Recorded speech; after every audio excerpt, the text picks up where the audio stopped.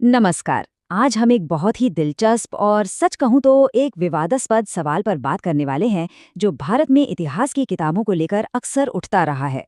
कभी सोचा है कि ऐसा क्यों होता है कि कुछ राजा महाराजाओं के बारे में तो हम पन्ने दर पन्ने पढ़ते हैं और कुछ का जिक्र बस एक दो लाइनों में खत्म हो जाता है। आखिर ये कौन तय करता है? और यही सवाल हमारे आज के विश्लेषण के बिल्कुल केंद्र में है। तो आगे हम जो भी बात करेंगे वो इसी एक खास लेख के नजरिए को समझने की कोशिश होगी, बिल्कुल निष्पक्ष होकर। तो चलिए शुरू करते हैं। सबसे पहले समझते हैं कि लेख आखिर दावा क्या कर रहा है। ये लेख सीधे सीधे आरोप लगाता है कि दशकों तक हमारे इतिहास की किताबों ने जानबूझकर मुगल शासकों को हीरो की तरह दिखाया, और वहीं दूसरी तरफ हिंदू राजाओं के योगदान को सिस्टमैटिक तरीके से कम किया गया। मतलब ये कोई अनजाने में हुई गलती नहीं थी, बल्कि एक सोची समझी रणनीति थी।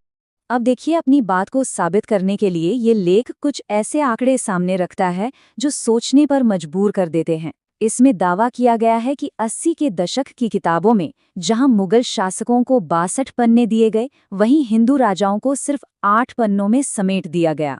तो सवाल उठता है कि ये सब शुरू कहाँ से हुआ।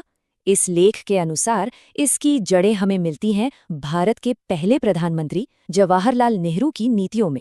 इस लेख का कहना है कि नेहरू का जो इतिहास को देखने का नजरिया था, उसका सीधा असर हमारी शिक्षा नीति पर पड़ा, और इसी वजह से मुगलों को तो देश को जोड़ने वाले राष्ट्रीय हीरो के तौर पर दिखाया गया, जबकि हिंदू राजवंशों को बस स्थानीय, आपस में लड़ने वाले राजाओं तक सीमित कर दिया गया। अच्छा, तो ये हुआ कैसे? स्रोत के मुताबिक ये 3 स्टेप्स में हुआ। पहला, 1961 में एनसीईआरटी बनाई गई किताबें लिखने के लिए।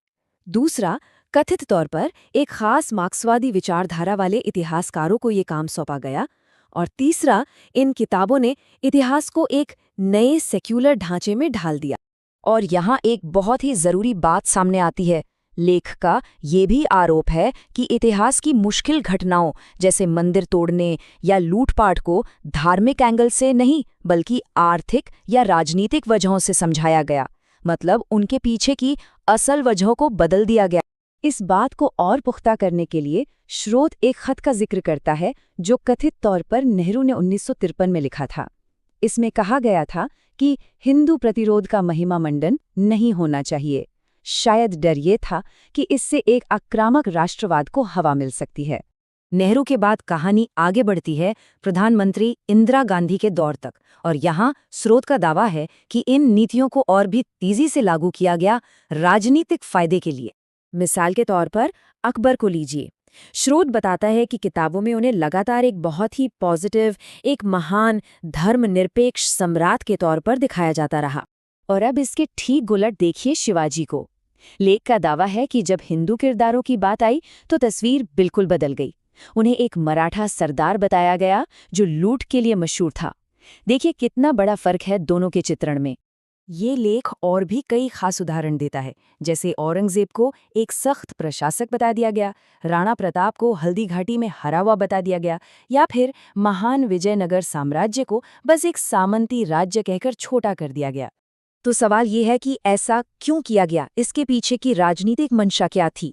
लेख के अनुसार इसके पीछे कई वजह थीं, जैसे मुस्लिम वोट बैंक को साधना, मदरसा शिक्षा को बढ़ावा देना, और यहाँ तक कि इमरजेंसी के दौरान अलग सोच रखने वाले इतिहासकारों की किताबों पर बैन लगाना।